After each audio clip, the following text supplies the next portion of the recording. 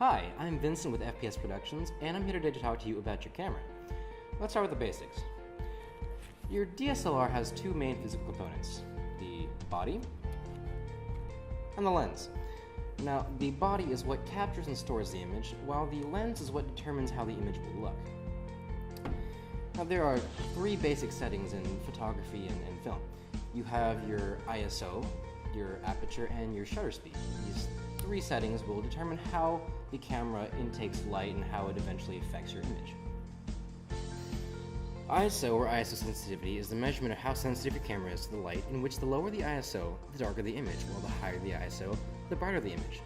However, there is a trade-off in which there is more noise with the higher ISO and less noise with the lower one.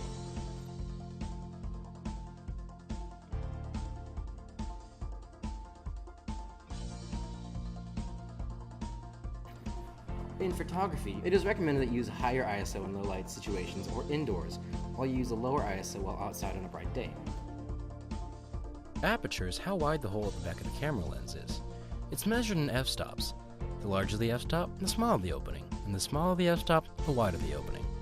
Naturally, a wider opening allows for more light to come in, and vice versa. This affects the exposure of your image and is also used to manipulate the depth of field, which we will cover in a later tutorial. Your shutter speed is the amount of time your shutter is open every time you take a picture, and is measured in fractions of a second. A general rule of thumb is not to shoot with a shutter speed of lower than 1 on your lenses. So if you were shooting with a 250mm, it is best to shoot at a shutter speed of 1/250 or faster. I hope you guys got a lot out of that. If you like what you saw, be sure to like, share, favorite, and subscribe. If you are really interested, we have a tutorial coming out next week on sound production, so be sure to check up on that.